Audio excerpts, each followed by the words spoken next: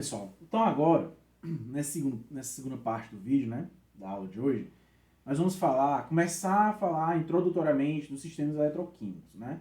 O que são sistemas eletroquímicos, né, o que constitui, enfim, as definições gerais, né, para que na próxima aula a gente comece a entrar um pouquinho na termodinâmica desses sistemas eletroquímicos, tá bom?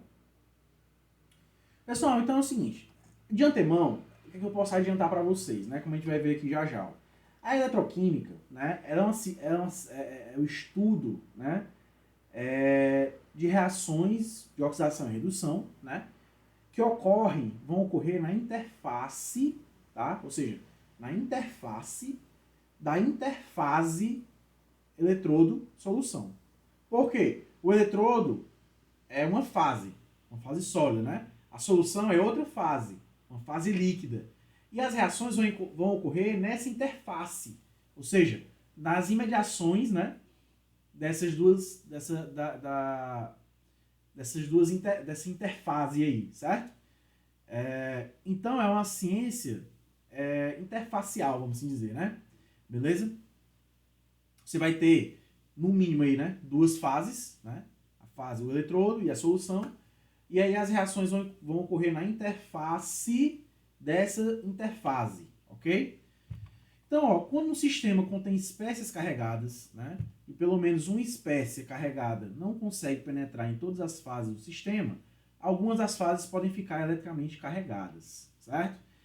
Vou mostrar essa primeira observação aí a partir desse exemplo abaixo, tá bom? Então, o exemplo é o seguinte, é um pedaço de zinco mergulhado em uma solução aquosa de sulfato de zinco a temperatura e pressão constantes, beleza? Então é muito simples. Aqui, ó, a fase líquida é uma solução aquosa de sulfato de zinco. O sulfato de zinco, quando se ionizar, vai gerar zinco 2+, sulfato 2-. Ou seja, um cátion e um ânion, né? Beleza, então aqui na solução você vai ter cátions e ânions, né? E aí você mergulhou o zinco metálico, tá? O zinco sólido. O que vai acontecer, pessoal? Né? Esse zinco sólido, né, ele é formado por átomos de zinco, né, que podem,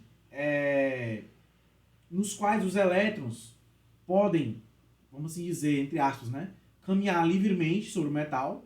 Basta vocês se lembrarem lá de quando vocês veem ligação metálica, né, daquele modelo do mar de elétrons, né, que é um modelo bem rústico, né, que depois você tem a teoria das bandas, né, e tal. Mas mais simples é o modelo do mar de elétrons, onde você tem os elétrons ali vagando entre os átomos do metal, né?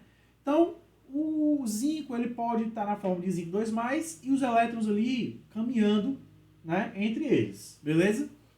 Quando você insere, né, esse zinco nessa solução de sulfato de zinco, aqui você vai ter na solução, então, ó, o sulfato, que é negativo, né, e o zinco 2+ positivo. O que vai acontecer? A presença dessas espécies aqui, né, carregadas ao redor desse condutor metálico, pode fazer com que haja o deslocamento, né, das cargas que constituem o zinco metálico para a superfície desse metal, certo? Caracterizando a distribuição de cargas positivas e negativas na superfície desse metal, certo? O que acontece é o seguinte, galera, nós vamos ter dois casos, beleza? Nós vamos ter um caso em que o zinco 2+, que compõe esse metal aqui, ó, né? O zinco 2+ do metal passa para a solução, na forma de zinco 2+ também, tá? Porque é o seguinte, observe o seguinte, por que quem passa é o zinco 2+, tá? Porque aqui, ó, é como se aqui nesse pedaço de zinco você tivesse o zinco 2+, mais 2 elétrons, a cada zinco 2+, tem 2 elétrons, né, que é para formar o zinco metálico, né? E aí, os elétrons eles podem se mover livremente, mas eles não vão passar para a fase aquosa, certo? Os elétrons não passam para a fase aquosa. E aí eu vou usar um exemplo que um professor meu dizia na graduação, que é o seguinte, que o elétron ele não sabe nadar, certo? Então, o elétron ele não vai poder sair daqui do zinco metálico e passar para a solução, porque ele não sabe nadar, tá bom? Então, ao invés disso, quem é que faz esse papel? O zinco 2+, que forma o eletrodo, é que pode passar para a solução e vice-versa. Beleza? Então, o primeiro caso é esse, ó, o zinco metálico, o zinco 2+ do metal passar para a solução na forma de zinco 2+. O outro caso é o zinco 2+ da solução, que vem aqui do sal, ó, sulfato de zinco, passar para o metal na forma de zinco 2+. Pessoal, esses dois processos vão acontecer, né? Esse passa para cá, esse passa para cá, até que um dia, né, um momento tal, vai ocorrer o equilíbrio, tá certo? Nesse primeiro caso aqui, ó, quando o zinco 2+ passa do metal para a solução, vocês concordam que ele está deixando elétrons em excesso aqui no eletrodo? Então a carga negativa no eletrodo de zinco aumenta, né? Já nesse caso aqui, quando o zinco 2+ da solução passa para o eletrodo, você concorda que está ficando um excesso de cargas positivas advindas do zinco 2+ no metal? Então aqui a carga negativa do eletrodo de zinco diminui, beleza? O fato é, pessoal, que esses dois processos vão acontecer até que a velocidade do processo 1 seja igual, à velocidade do processo 2, atingindo o equilíbrio, né? Nesse caso aqui, como nós vimos lá na Física-Química 2, à medida que o sistema atinge o equilíbrio, em termos de energia de Gibbs, a energia de Gibbs vai alcançar um mínimo, né? O que é diferente da entropia. A entropia, à medida que a reação avança e ela atinge o equilíbrio, a entropia vai aumentando, né? Então, nesse caso aqui, no equilíbrio, a energia de Gibbs do sistema alcança um mínimo, tá certo? E aí, você vai ter vamos assim dizer, um patamar de estabilidade atingido aí no sistema, tá certo? Beleza? Aí, galera, essa figura B aqui, ó, é justamente ilustrando esse caso no equilíbrio. Então, aqui você vai ter, ó, até você chegar aqui nesse caso B, você vai ter, ó, zinco 2+ indo para cá, para a solução, zinco 2+ indo para o metal. Solução, metal, até que você atinge esse patamar aqui, ó, tá? Então, no equilíbrio, o eletrodo de zinco tem uma carga negativa líquida, né? Como aqui na figura B, ó, certo? E como você vai ter aqui, ó, um acúmulo de cargas de determinado sinal, né? No eletrodo de zinco, e aqui na solução você vai ter um acúmulo de cargas com determinado sinal também, você vai ter, então, o estabelecimento de uma diferença de potencial entre o zinco e a solução. No caso, galera, obviamente, né? Se o eletrodo de zinco, né, tá ficando carregado negativamente, aí é onde eu falo para vocês. Obviamente, o eletrodo, né, ele não vai interagir com toda a solução, porque existe a distância. É aí onde a gente entra lá na revisão da aula passada. Você vai ter, ó, o potencial elétrico entre o ponto B e a carga lá no infinito. Vai ser zero. Então, tipo assim, ó, você pega, por exemplo, aqui, ó, o ponto B, no zinco, e você pega bem aqui, ó. Aqui já é uma distância, né? Considerando aqui, né, os acontecimentos microscópicos, já é uma distância, microscopicamente falando, infinita, né? Então, por isso que a gente considera somente as reações que ocorrem, as interações que ocorrem na interface do zinco com a solução. Então, é bem aqui, ó, o que vai acontecer aqui e aqui, ó, na interfacezinha, certo? Então, obviamente, se ele está carregado negativamente, as cargas que vão ficar aqui na interface vão ser positivas. E daí vai existir uma diferença de potencial entre o zinco e a solução. Tá certo? Aqui, galera, é só para mostrar para vocês o seguinte, ó. Sabe-se de forma experimental que no equilíbrio entre o zinco metálico, o eletrodo de zinco, né, e uma solução de sulfato de zinco 1 mol por litro, a 20 graus Celsius de 1 atm, os íons zinco 2+, que cruzam 1 centímetro quadrado da interface metal-solução em cada direção em um segundo, levam uma carga de 2 vezes 10 a menos 5 coulomb. Ou seja, resumindo, no equilíbrio estabelecido entre o eletrodo de zinco e a solução, né, sabe-se que que os íons de zinco 2+, vão cruzar 1 centímetro quadrado da interface metal-solução a cada 1 segundo, eles vão levar uma carga elétrica de 2 vezes 10 a menos 5 coulomb. A questão é, quantos mols de zinco carregam essa carga aqui? Certo? Nós vamos ver já já. Esse fluxo de corrente aqui, ó, né, em equilíbrio é chamado de corrente de troca, tá bom? Pessoal, para responder essa pergunta aqui, ó, quantos mols de zinco 2 mais carregam essa carga aqui de 2 vezes 10 a menos 5 coulomb, a gente vai precisar do seguinte. Nós sabemos que a constante de Faraday, F, vai ser ó, o número de Avogadro vezes a carga do elétron, tá? Se você fizer essa continha aqui, ó, 6,02 vezes 10 a 23, né? Vezes a carga de um próton ou de um elétron, né? Que é 1,6 vezes 10 a menos 19, vocês vão encontrar esse valor aqui, ó. 96.485 coulomb por mol. O que é que isso significa? Isso aqui é a carga, né? É a carga referente a 1 mol de elétrons, tá? Então, 1 mol de elétrons tem essa carga aqui, ó, 96.485 coulomb, beleza? Então, ó, a carga sobre uma partícula I, seja um íon, uma molécula, um elétron, é igual à carga dessa partícula vezes a carga do próton ou do elétron, certo? Então, por exemplo, se a gente pegar aí ó, o zinco 2+, qual é a carga dele? 2+, né? Se a gente pegar o elétron, qual é a carga dele? -1.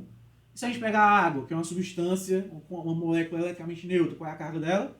0 e assim por diante. Então, na verdade, ó, a carga sobre uma partícula vai ser a carga dela vezes a carga do próton ou do elétron, tá bom? Então, ó, a carga de N mols de uma espécie carregada, né, com carga QI, é dada por a carga da espécie vezes a constante de Faraday vezes o número de mols dessa espécie. Ou seja, pessoal, a gente pode calcular facilmente, né, a quantidade de mols ó, correspondentes a essa carga de zinco pela seguinte relação. Ó. Se a gente sabe ó, que 1 mol de elétrons corresponde a uma carga de 96.485 coulomb, né?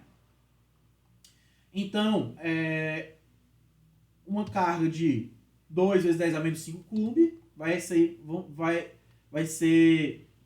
correspondente a quantos mols de elétron? X. Pronto. Só que a gente só perceba o seguinte, aqui a gente está achando mol de elétron, tá? Aí entra essa relação aqui, ó. Basicamente, esse ZI, né? Basicamente, ó, o que a gente vai achar aqui, ó? Aquele número que a gente vai achar lá é em mol de elétron, né? Beleza. Mas qual é a carga dos íons zinco 2+? 2+. Então, você vai multiplicar aquele achado lá, ó, por 2. E aí você encontra a quantidade de número de mols. Você pode fazer por regra de 3, ou você pode aplicar na fórmula, né? No caso aqui, ó, como a gente está interessado no número de mols de zinco, então a gente faz o quê, ó? A carga de zinco que ele deu lá, que é 2 vezes 10 a menos 5, dividido por... Qual é a carga do zinco? 2+, vezes a constante de Faraday. É a mesma coisa, tá certo? A diferença é que se você não é bom com memorização de fórmula, você pode fazer por regra de 3. 1 mol de elétrons carrega 96.485 coulomb. Então, 2 vezes 10 a menos 5 coulomb carregam, são equivalentes a quantos mol de elétron? X. Esse mol de elétron é para a carga do elétron. E para a carga do zinco 2+, que é 2+, você multiplica por 2 e você vai encontrar esse mesmo resultado. Tranquilo, pessoal? Beleza? Então, isso aqui ó, é a quantidade de zinco 2+, que entram e saem de 1 cm² do metal a cada segundo. Ou seja, da interface ó, metal-solução. Na interface metal-solução, você vai ter um vai e vem, né, de zinco 2+, por centímetro² por segundo, igual a 10 a menos 10 mols. Beleza? Galera, agora olha só. Nesse caso aqui, ó, resumindo a história, olha o que a gente vai ter.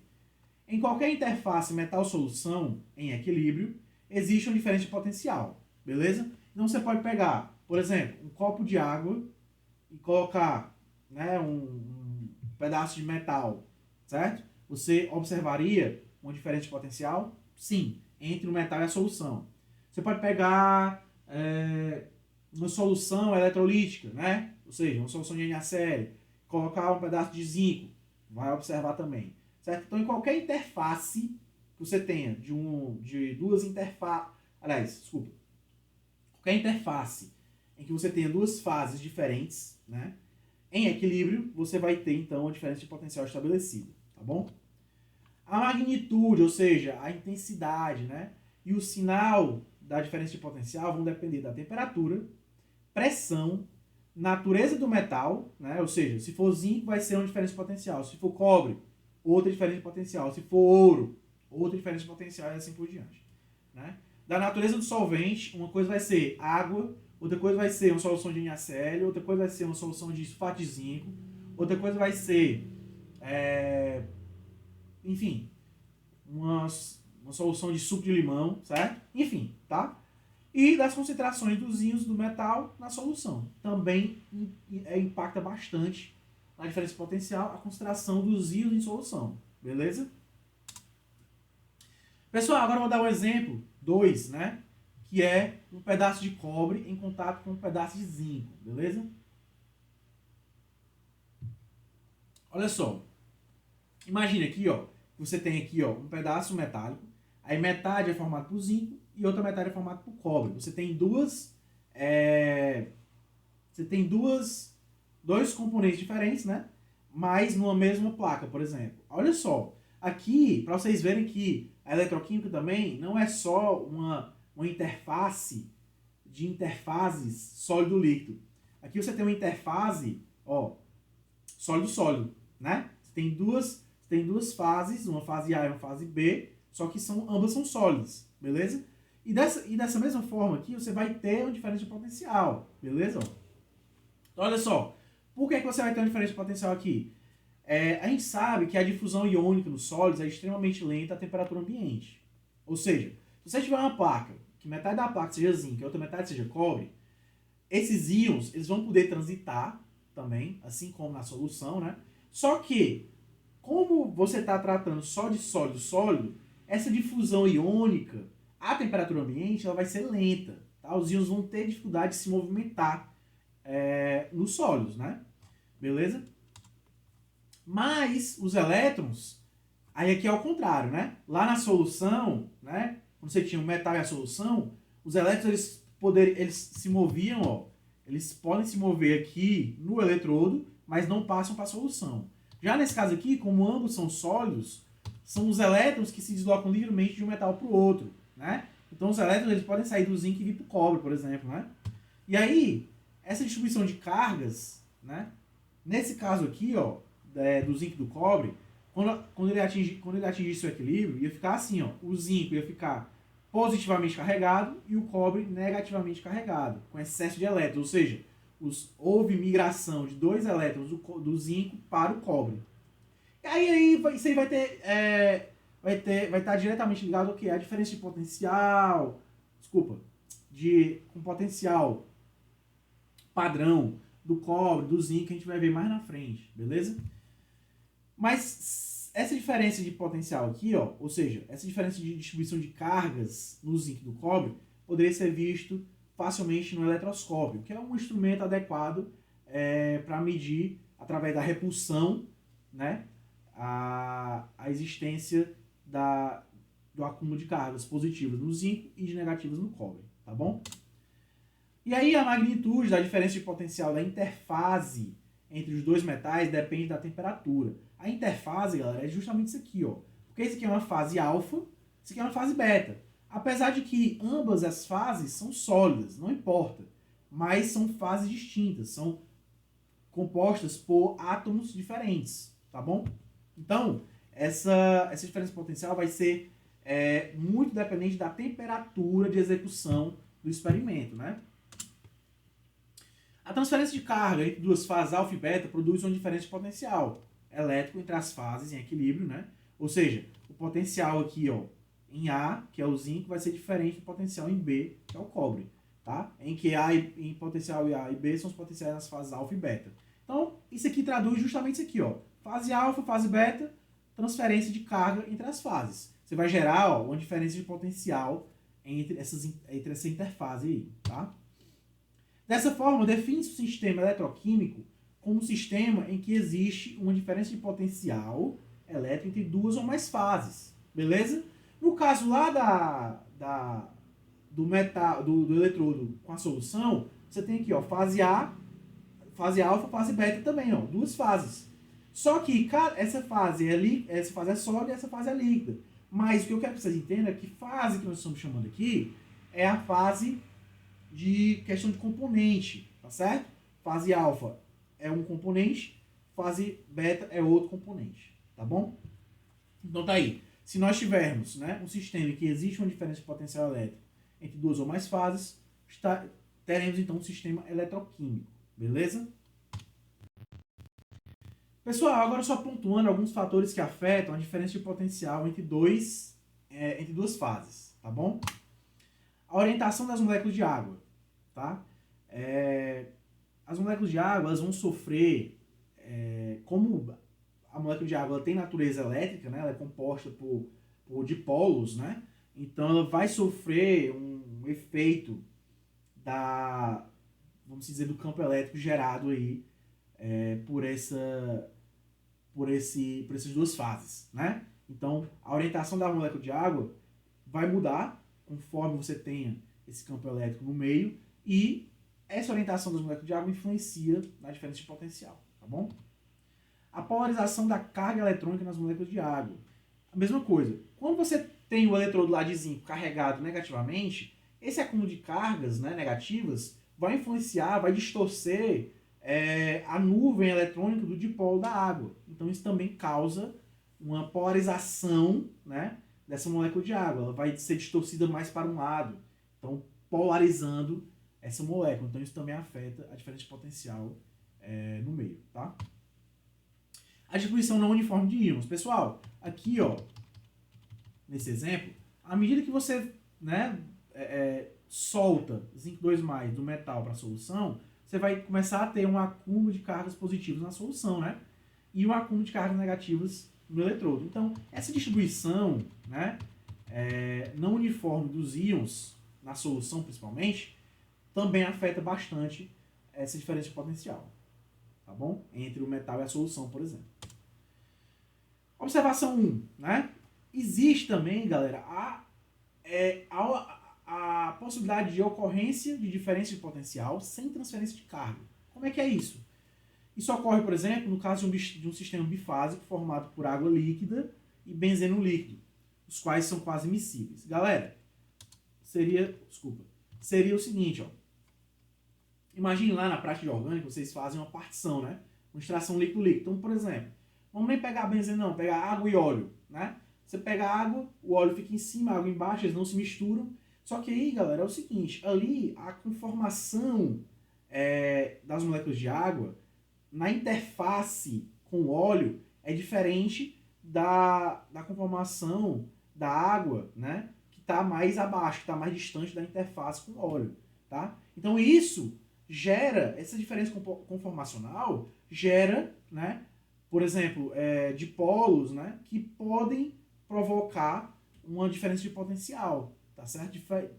Que é decorrente da conformação espacial naquela interface, tá bom? Então, é uma diferença de potencial sem transferência de carga, beleza? Essa diferença de potencial na interfase que surge sem transferência de carga entre as fases são relativamente pequenas, né? Ou seja, são dezenas de milivolts em comparação com aquelas resultantes da transferência de carga, que são normalmente de 1 a 2 volts. Ou seja, a transferência de carga ela tem um potencial elétrico atribuído muito grande, né? 1 ou 2 volts é muita coisa, tá bom? Nesse caso aqui, galera, nosso estudo ele vai se focar, né, nos sistemas eletroquímicos cujas fases sejam todas condutoras elétricas, como por exemplo, metais, semicondutores, sais fundidos e as soluções líquidas que contêm íons, tá? Então vai ser basicamente o quê? A gente trata de eletrodos metálicos em solução, ou semicondutores em solução, né? Ou sais fundidos, o que é chamada eletrólise ígnea, né? Você fundiu o sal, ou também a eletrólise aquosa, e assim vai, tá bom? Então a gente vai focar nesse tipo de estudo, nesse tipo de sistema eletroquímico, tá bom? E, pessoal, outra observação é que a diferença de potencial, né, o ΔΦ, entre duas fases em contato, não pode ser facilmente medida. Galera, eu vou mostrar no próximo slide uma figura que vai ajudar vocês a entender isso aí. Quando você tem, por exemplo, o eletrodo de zinco imerso na solução lá do sulfato de zinco, Você poderia, por exemplo, pensar em medir a diferença de potencial usando um voltímetro, né? Um instrumento tipo esse aqui, ó, né? Para medir a diferença de potencial. Aí você colocaria um terminal no eletrodo e outro terminal na solução. Só que aí você cria outro problema, que aí você vai criar outra diferença de potencial, que é a diferença de potencial entre os metais que compõem, né, esses contatos com a solução e entre o metal. Então você está adicionando mais uma diferença de potencial ao que você vai ler. Então, por isso que é muito difícil ler a diferença de potencial entre duas fases, né, de forma absoluta, tá bom? Então, como eu acabei de mostrar aqui, né, de exemplificar a medida de diferença de potencial entre pedaços de zinco e uma solução aquosa de cloreto de zinco, por exemplo, tá bom? A observação 3 é que a diferença de potencial entre duas fases de contato não pode ser facilmente medida, né? A mesma coisa aqui, né? Acabei... é porque aqui eu adicionei a figura, ó, certo? Então, o que acontece, ó?